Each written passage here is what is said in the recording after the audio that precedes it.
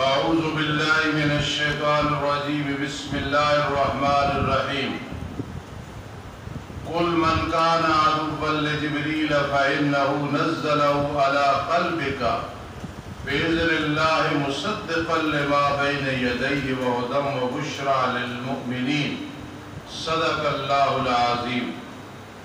مبالغہ کے بعد 3 شبہات کا جواب دیا جائے گا۔ قل ان کانت تکم الدار الآخرہ، یہ مبالغہ تھا یہودیوں کے ساتھ۔ اس کے بعد 3 شبہات ہیں جن کا جواب ہوگا، اور یہ قرآن مجید میں جہاں کہیں شبہ آئے پھر اس کا جواب آئے، وہ اہم بات، اہم موضوع ہوتی ہے، اس پہ نظر رکھنی چاہیے۔ یہ آپ کو آسان تفسیر اور اہم تفسیر جواہر القرآن میں ملے گا، باقی تفاسیر میں بھی ہے لیکن آسان طریقے سے جو ملے گا تو یہ جواہر القرآن میں ملے گا۔ چیلنج مبالغہ کے بعد آخر میں دعوی توحید کے بارے میں یہود کے 3 شبہات کا جواب ہے۔ شبہ اول جس کا جواب کہتے ہیں دعوی توحید لانے والا فرشتہ جبرائیل امین ہمارا دشمن ہے، عذاب کا حکم لاتا ہے۔ اگر میکائیل ہوتا تو ہم بات مان لیتے، وہ بارش کا فرشتہ ہے، وہ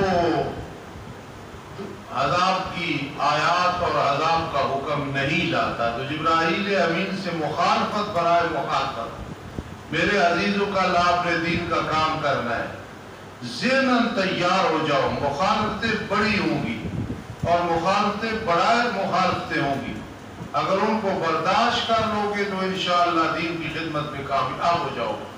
اب دیکھو نا، جبرائیل امین معصوم ہے، فرشتے ہیں، نہ کسی سے لینا نہ دینا، تو یہودی کہنے لگے یہ ہمارا دشمن ہے، مخالفت برائے مخالفت۔ وہ اللہ کے قرآن کے خادم تھے تو معلوم ہوا قرآن کا خادم فرشتہ بھی ہو لوگ اسے نہیں چھوڑتے ہیں، اسے معاف نہیں کرتے۔ یہ بات ذہن میں رکھ کے زندگی میں چلنا۔ ارشاد فرما دو پیغمبر، کون شخص دشمن ہو سکتا ہے جبرائیل امین کا؟ کون شخص دشمن ہو سکتا ہے جبرائیل امین کا؟ وہ تو کسی کے ساتھ دشمنی نہیں رکھتے، ایک معنی۔ دوسرا معنی، جو شخص ہوا دشمن جبرائیل امین کا، یہ معنی بھی ہے، لیکن پہلا معنی زیادہ فصیح ہے۔ کون شخص زیادہ دشمن ہو سکتا ہے جبرائیل امین کا؟ پس بے شک وہ جبرائیل امین اتارتے ہیں قرآن کو آپ کے دل پہ اللہ کے حکم سے، وہ اپنی مرضی سے تو نہیں بنا کے آیات لاتے، بِإِذْنِ اللہ۔ تردید کی وجہ اول ہے فَإِنَّهُ نَزَّلَهُ عَلَىٰ قَلْبِكَ بِإِذْنِ اللہ، اور دوسری وجہ یہ ہے کہ وہ جو کتاب ہے دراحال تصدیق کرنے والی ہے، اس سے پہلے یعنی تورات اس کی تصدیق کرتی ہے جی، اور اگر ایسی بات ہوتی تو اس کی تکذیب کرتی یہ کتاب۔ تیسرے نمبر پہ وہ ہدایت ہے قرآن مقدس نزلہ۔ چوتھے نمبر پہ خوشخبری ہے مومنین کے لیے، اور پانچویں وجہ یہ ہے جو شخص ہوا دشمن اللہ، اس کے فرشتوں اور رسولوں اور جبرائیل اور میکائیل کا۔ جبریل میکال یہ لغتیں ہیں جبرائیل میکائیل میں، اور یہ عطف الخاص علی العام ہے، وملائکتی میں یہ آ گئے لیکن وہ جبریل و میکال تخصیص بعد التعمیم۔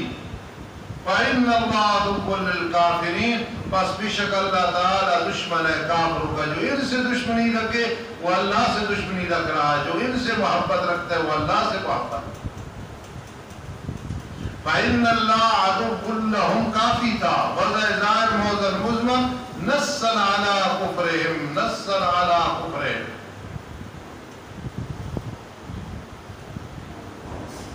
ابن سوریہ کہنے لگا اللہ کے پیغمبر ہمارے پاس جو چیز لاتے ہو وہ ایسی چیز ہونی چاہیے جس کو ہم پہچانیں۔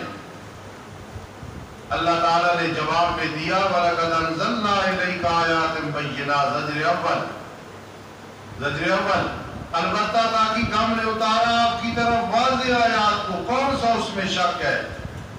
یہ کہتا ہے کہ کوئی واضح چیز لاؤ، اور نہیں انکار کرتے آیات کا مگر فاسق لوگ۔ استاد محترم پنڈی گھر والے متضل عالی فرماتے تھے فسق کہتے ہیں پھول کا کلی سے باہر آنا۔ جب انسان اللہ کی نافرمانیاں کرتا ہے وہ حدود سے باہر آ جاتا ہے، اور پھر اس کا مفہوم اتنا وسیع ہے، بازار میں ایک آدمی کھڑے ہو کے کھا رہا ہے تو وہ بھی فاسق اور کافر بھی فاسق ہے۔ مطلب ہے کم از کم پہ بھی بولا جاتا ہے بازار میں کھڑے ہو کے کھانا سنت کے خلاف ہے نا، کفر تو نہیں ہے، اس پہ بھی فاسق بولا جائے گا، اور کافر پہ بھی بولا جائے گا، تو فاسق کا مفہوم بہت وسیع ہے۔ یہ فتویٰ نہ لا جو کہ جڑا بازار کھڑے ہو کے کھا رہا ہے اس صدر کے کافر، میں سمجھا رہا ہوں کہ کم از کم بھی گناہ پہ بولا جاتا ہے، اور بڑے گناہ پہ بھی بولا جاتا ہے، اور کفر پہ بھی بولا جاتا ہے۔ أَوَكُلَّمَا عَاهَدُوا عَادًا، توجہ کر، زجر اول، کیا بلا جب کبھی انہوں نے، وَلَقَدْ أَنزَلْنَا، یہ زجر اول ہے نا جی، اور أَوَكُلَّمَا عَاهَدُوا زجر ثانی ہے، کیا بلا جب کبھی انہوں نے وعدہ کیا، وعدہ کرنا مفعول مطلق جناس الاشتقاق کامل، عَادُوا عَادًا، پھینک دیا اسے ایک جماعت نے ان میں سے، وعدے کو توڑا۔ عرب میں اصطلاح تھی کسی کام میں لاپرواہی کرنا، اس کو نبذہ کہتے تھے، فَنَبَذُوهُ وَرَاءَ ظُهُورِهِمْ، نبذہ، پھینک دیا اسے، توڑ دیا اسے ایک جماعت نے ان میں سے، بلکہ اکثر لوگ ایمان نہیں رکھتے ہیں۔ جی ایک بات ذہن میں رکھنا، أَوَكُلَّمَا عَاهَدُوا، یہ واو عطف کے لیے ہے، عبارت معذوف ہے۔ کفروا بالآیات، انہوں نے کفروا بالآیات، کیا انکار کیا انہوں نے اللہ کی آیات کا، یہ اس پہ عطف ہے۔ کفروا جی بالآیات وَكُلَّمَا عَاهَدُوا عَادًا نَبَذَا، ذرا سمجھنا اس بات۔ وَلَمَّا جَاءَهُمْ، شبہ ثانیہ کا جواب، سلیمان علیہ السلام غیر اللہ کو پکارتے تھے، تو یہ توحید ہے، جو تم توحید کہتے ہو یہ وہ توحید ہے۔ اس شبہ کا جواب آپ، کوئی سلیمان علیہ السلام نے غیر اللہ کو نہیں پکارا، اللہ ہی کو پکارا، اور اللہ ہی کی پکارنے کی تبلیغ اور وعظ و نصیحت کی ہے، یہ شبہ کا جواب ہے۔ وَلَمَّا جَاءَهُمْ رَسُولٌ مِّنْ عِندِ اللَّهِ، جب ان کے پاس آیا رسول اللہ کی طرف سے جو تصدیق کرنے والا تھا، جو ان کے پاس ہے، پھینک دی ایک جماعت نے ان لوگوں سے جو دی ہے کتاب، اللہ کی کتاب یعنی تورات، پیٹھوں کے پیچھے اسے نسیہ منسیہ کر دیا، کأنہم لا یعلمون، گویا وہ جانتے نہیں ہیں ایسے قرآن تورات کو۔ اعوذ باللہ من الشیطان الرجیم، بسم اللہ الرحمن الرحیم۔ وَاتَّبَعُوا مَا تَتْلُو الشَّيَاطِينُ عَلَى مُلْكِ سُلَيْمَانَ، اور تابعداری کی انہوں نے اللہ کی کتاب تورات کو نہیں مانا اپنے وقت میں یہودیوں نے، تابعداری کی اس جادو کی جو شیاطین پڑھتے تھے سلیمان علیہ السلام کی بادشاہی میں۔ نہ سلیمان علیہ السلام نے پڑھا، نہ لکھا، نہ حکم دیا، یہ شیاطین کا کام تھا۔ اور سلیمان علیہ السلام نے کفر نہیں کیا جادو سکھا کے، لیکن شیاطین نے کفر کیا، سکھاتے تھے لوگوں کو جادو۔ یہ شبہ کا جواب دیا جا رہا ہے۔ جادو اس کو نہیں کہتے کہ کوئی دوا لگا کے کرتب دکھا دینا کہ دیکھو میرے ہاتھ کو آگ نہیں لگ رہی ہے، کوئی ایسا ہیلا کر کے، کوئی دوا استعمال کر کے، کوئی شبدہ بازی، اس کو جادو نہیں کہتے۔ جادو کہتے ہیں جس میں غیر اللہ کی پکار ہو، چاہے وہ شیطان کی ہو، چاہے وہ جنات کی ہو، چاہے کسی نیک انسان کی ہو، چاہے کسی برے انسان کی ہو، چاہے زندہ کی ہو، چاہے مردہ کی ہو، اس میں غیر اللہ کی پکار ہوگی تو پھر وہ جادو بنے گا۔ اسی طرح قرآن مجید فرقان حمید کو الٹا پڑھنا، اس کی توہین کرنا، کسی جانور کا سر لے کے اس پہ پڑھائی کر کے الٹی اور اس کو کہیں دفن کر دینا، جس میں غیر اللہ کی پکار ہے، وہ جادو بنتا ہے۔ اور اس کی 13 قسمیں شاہ عبدالعزیز رحمہ اللہ نے لکھی ہیں، بعضوں نے اس سے بھی زیادہ لکھی ہیں۔ وہ سب کرنے والا، کرانے والا وہ کافر ہوتے ہیں۔ آئیے بات سمجھی بات، وما کفر سلیمان، سلیمان علیہ السلام نے کفر نہیں کیا تھا، وہ تو اللہ کی توحید کی دعوت دینے والے تھے، لیکن شیاطین نے کفر کیا، لوگوں کو جادو سکھاتے تھے۔ وما انزلا، اور وہ چیز سکھاتے تھے جو اتاری گئی 2 فرشتوں پہ۔ ما کو نافیہ نہیں بنانا، موصولہ ہے، اس کا عطف کس پہ ہے؟ سحر پہ ہے۔ لوگوں کو جادو سکھاتے تھے، اور وہ چیز جو اتاری گئی 2 فرشتوں پہ بابل شہر میں، سمجھ رہے ہیں؟ ہاروت اور ماروت۔ توجہ کرنا، اس کا عطف ما انزل کا یعلمون الناس السحر پہ ہے، اور مفسرین لکھتے ہیں اس کا عطف ما تتلو الشیاطین پہ بھی ہو سکتا ہے، کہ تابعداری کی اس کی جو شیاطین پڑھتے تھے، تابعداری کی اس چیز کی جو اتاری گئی 2 فرشتوں پہ بابل شہر میں۔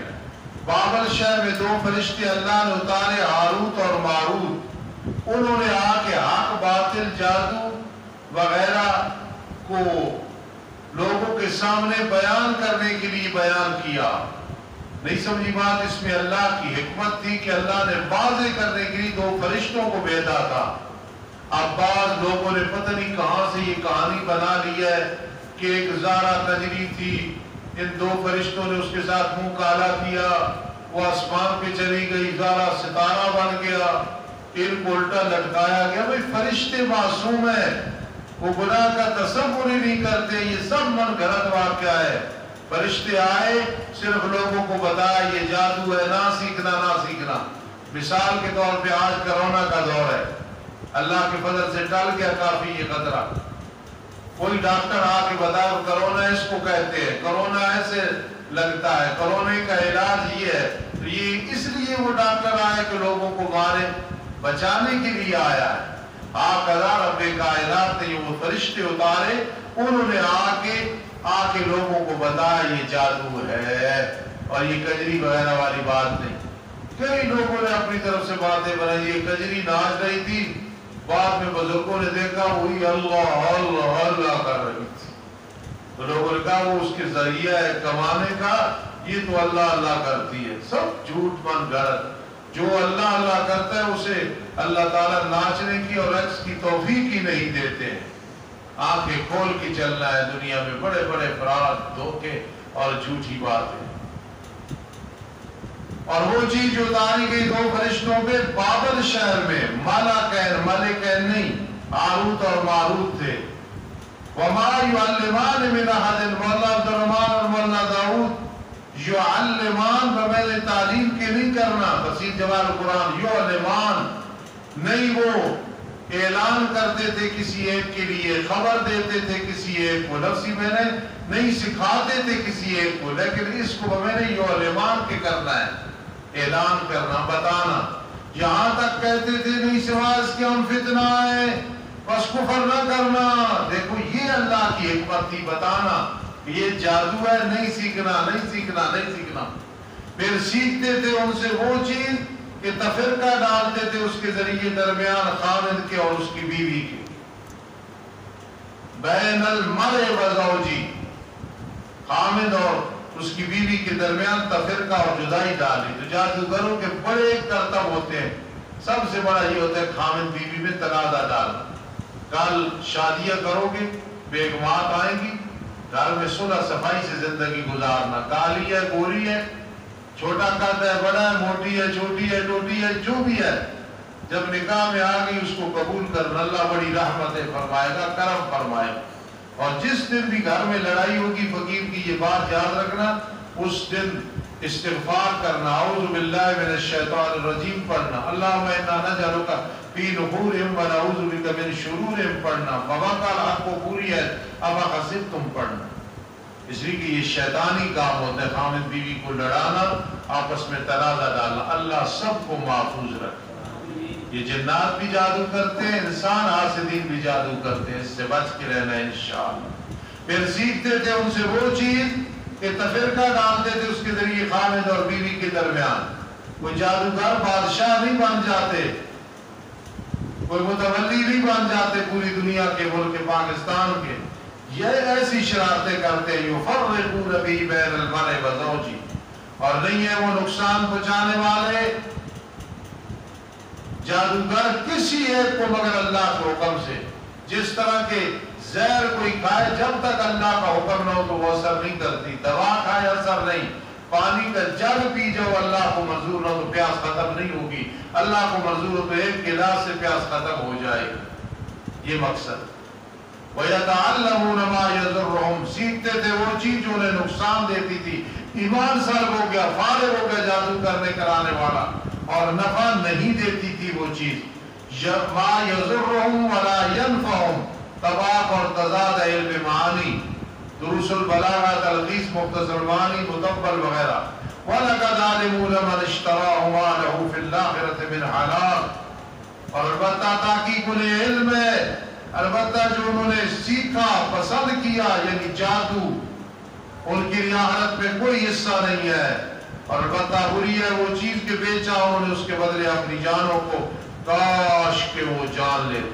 ہم اچھے عامل ہیں، ہم نے قرآن حدیث سے عملیات اخذ کی ہیں، اپنے اساتذہ کے پاس محنت کی ہے، آج لوگوں کا علاج کرتے ہیں۔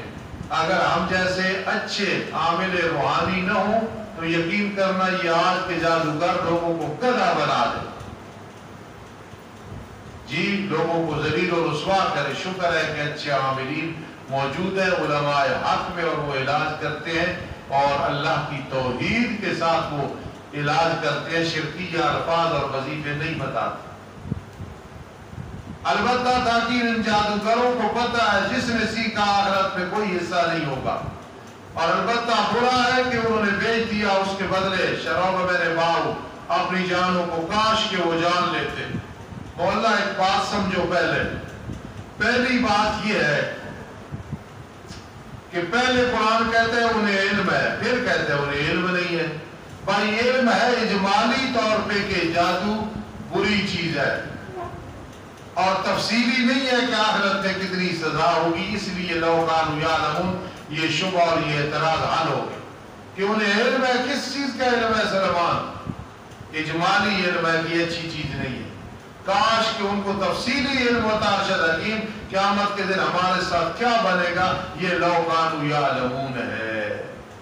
وَلَوْ أَنَّهُمْ، اور اگر بے شک وہ ایمان لاتے محمد رسول اللہ صلی اللہ علیہ وسلم کے ساتھ، یہودی اور قرآن کے ساتھ، اور کفر اور جادو سے بچتے، لَمَثُوبَةٌ مِّنْ عِنْدِ اللَّهِ، البتہ بدلہ اللہ کے ہاں بہتر ہوتا، کاش کہ وہ جانتے۔ مولانا اعتراض ہوتا ہے، سمجھو ادھر دیکھو، اعتراض یہ ہوتا ہے کہ جادو میں تو کوئی چیز بھی اچھی نہیں ہے، کفر میں تو کوئی چیز بھی اچھی نہیں ہے، تو یہ کیوں فرمانا مَثُوبَةٌ مِّنْ عِنْدِ اللَّهِ خَيْرٌ، اللہ کے عدلہ بہتر ہوتا، یعنی جو کچھ ان کے پاس ہے اس سے بہتر ہوتا۔ نہ جادو بہتر ہے نہ کفر بہتر ہے۔ جس طرح دو چیزیں پڑھی ہوں تو شہزادہ کہ استاد جی اس میں زیادہ بھلائی ہے، اس میں کم ہے، تو اس میں ہے تو صحیح نا۔ تو قرآن کہہ رہا ہے خیر، خیر ہے توحید میں، خیر ہے جادو نہ سیکھنے میں، تو معلوم ہے اس میں بھی خیر ہے؟ نہیں، ان کے گمان کے مطابق کہ جو کفر اور جادو میں نفع ہے، خیر اس سے بہتر یہ ہے ان کے گمان کے مطابق۔ ایک چیز میں نفع ہی نہ ہو، ایک میں ہو تو آدمی کا اس میں نفع کم ہے اس میں زیادہ، یعنی تیرے خیال کے مطابق اس میں جو نفع ہے وہ کچھ بھی نہیں ہے، وہ کچھ بھی نہیں ہے۔ اس لیے یہ دو باتیں آئی ہیں، تمہارے گمان کے مطابق اس میں بھلائی ہے، کچھ نہیں۔ یا ایھا الذین آمنوا لا تقولوا راعنا، اے ایمان والو ازالہ شبہات کے بعد مسلمانوں کو یہودیوں کی سازش، مسلمانوں میں ایسے کلمات ڈال دیتے تھے جن میں شرک یا گستاخی ہوتی تھی۔ مثلا اے ایمان والوں نہ کہو رائنا، رائنا کے معنی ہوتا ہے ہماری طرف توجہ کر، ہے نا، رائنا کے معنی ہماری طرف توجہ کر۔ میں جو شہزادے کو رائنا ہماری طرف توجہ کر، سادے والے تک سجنا، یہ بات ہوتی۔ لیکن جب اس کو رائی پر ہوگا تو میں نے چرواہا بن جاتا ہے۔ تو لانتی آ جاتے تھے میرے آقا کی مجلس میں، رائنا کے بجائے رائی کہتے تھے، اور صحابہ کرام رضی اللہ تعالیٰ کئی سادے وہ بھی یہ کہنا شروع کرتے، پتہ نہیں تھا۔ اللہ نے فرمایا ایسا جو وام ڈالنے والا لفظ ہے وہ استعمال ہی نہ کرو۔ اے ایمان والو نہ کہو تم رائنا، اور تم کہو انظرنا، ہماری طرف توجہ کرو یا رسول اللہ صلی اللہ علیہ وسلم، واسمعوا، اور ہماری بات سنو، وللکافرین عذاب علیم، اور کافروں کے لیے عذاب ہے دردناک۔ نہیں پسند کرتے وہ لوگ جنہوں نے کفر کیا اہل کتاب اور نہ مشرکین سے۔ کیا بات، کیا پسند نہیں کرتے؟ یہ کہ اتاری جائے تم پہ مسلمانوں کوئی بھلائی تمہارے رب کی طرف سے، یہ بھلائی ہے، نہ رائنا کی جگہ انظرنا آ گیا۔ اور اللہ خاص کرتا اپنی رحمت کے ساتھ جسے چاہتا ہے، واللہ ذو الفضل العظیم، اللہ صاحب فضل بڑے گا۔ یہ کہا کرو اللہ اپنا فضل و رحمت کر دے۔ ما ننسخ من آیت او ننسیھا، منسوخ، توجہ کرو، منسوخ کہتے ہیں صفت کو تبدیل کر دینا، حکم کو تبدیل کر دینا، لفظ کو تبدیل کر دینا۔ الفاظ الکبیر میں بڑی باس ہے زبردست، ناسخ منسوخ پہ وہ پڑھ لینا۔ اس کا خلاصہ میں بیان کرنے لگا ہوں۔ متقدمین کو دیکھو تو بہت ساری آیات ہیں، 500 آیات جو منسوخ ہوئی ہیں۔ متاخرین کو دیکھو تو صرف 20 ہیں، وہ بھی 5 رہ جاتی ہیں۔ نہیں سمجھی بات؟ ایک حکم دوسرے حکم کی جگہ آ گیا تو آج کا اگر ڈاکٹر حکیم نسخہ بدل سکتا ہے، اللہ نے بھی نسخے بدلے ہیں، اس میں کیا اعتراض ہو سکتا ہے؟ کوئی اعتراض نہ کرے۔ نس کے بارے میں فرما کوئی اعتراض نہ کرے، یہ ہماری حکمت ہے۔ قرآن مجید میں کئی حکم بدل گئے لیکن آیات اسی طرح ہے، حکم بدل گئے، کئی آیات ہی منسوخ کر دی گئی ہیں، لیکن شاہ ولی اللہ رحمہ اللہ فرماتے ہیں زیادہ سے زیادہ 5 آیات ہیں جن کو منسوخ کیا گیا ہے۔ اس لیے اگر لغوی معنی پہ چلے تو بڑی آیات منسوخ ہے، اصطلاحی پہ دیکھے جیسے متاخرین کہتے ہیں، خیال کیا تو بالکل تھوڑی سی آیات ہے جو منسوخ ہوئی۔ ما ننسخ من آیت، ما ننسخ من آیت، یہ ما کون سی میں بناتے ہیں؟ نافی ہے، کون سی ہے؟ جو ہم منسوخ کرتے ہیں آیت یا اسے مؤخر کرتے ہیں، ہم اس سے بہتر لاتے ہیں یا اس کے مثل لاتے ہیں۔ فرما اس سے بہتر یا اس کے مثل ہم اور حکم لے آتے ہیں۔ یہاں ایک تعارض ہے میرے عزیزو، دیکھو عرفان، ادھر قرآن مجید کہتا ہے کہ ہم جو منسوخ کرتے ہیں، بلکہ اس طرح ہم منسوخ نہیں کرتے، جو کرتے ہیں کوئی آیت کوئی حکم اور اس کے بدلے میں لے آتے ہیں۔ اور ایک جگہ لا تبدیل لکلمات اللہ، اللہ کے کلمات کے لیے کوئی تبدیلی نہیں ہے، اس کو دیکھو تو منسوخ نہیں ہے، اس کو دیکھو تو منسوخ ہے۔ اللہ کی کلمات میں تبدیلی نہیں، جو اللہ نے وعدہ وعید کیا اس میں کوئی نہیں ہے، اور جو منسوخ ہے یہ حکم کا منسوخ کرنا مراد ہے۔ لا تبدیل لکلمات اللہ، وعدے اور وعید کو اللہ کوئی تبدیل نہیں کرتے، جزا سزا اسی طرح ہے۔ اور یہ جو فرما جو ہم منسوخ کرتے ہیں، اس سے مراد کیا ہے؟ شاباش، احکام، اللہ کے جو احکام ہے۔ بعض مثلا پہلے تھا کہ جو روزہ رکھ سکتا ہے بے شک فدیہ دے دے، جس عورت کا خامن فوت ہو گیا 1 سال عدت بیٹھے، پھر بعد میں آ کے آپ جس کی طاقت ہے اس نے روزہ رکھنا ہے، کوئی چھٹی نہیں۔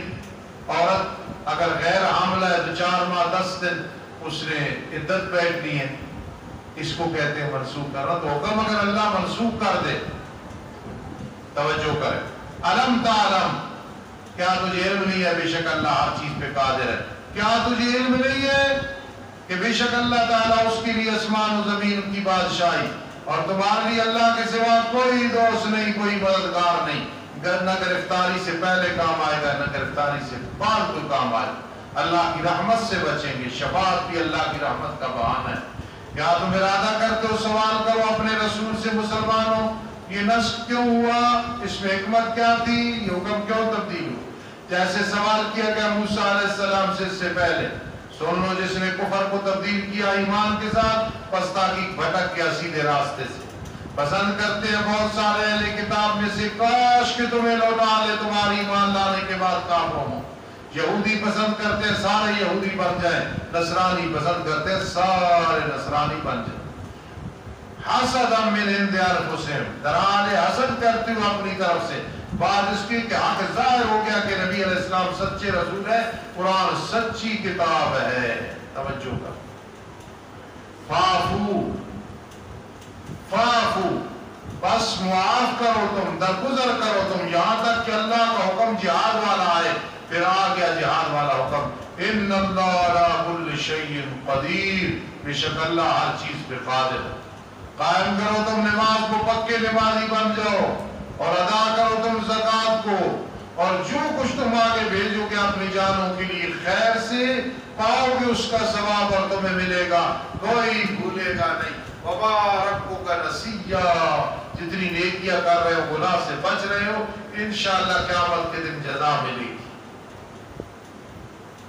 نیکی کرنی ہے اللہ کی رضا کے لیے، دنیا والوں کھلاؤ گے تو کھا کے بھول جائیں گے، کوئی احسان کرو گے تو بھول جاؤ گے، اللہ نہیں بھولتا۔ کان سعیکم مشکورا،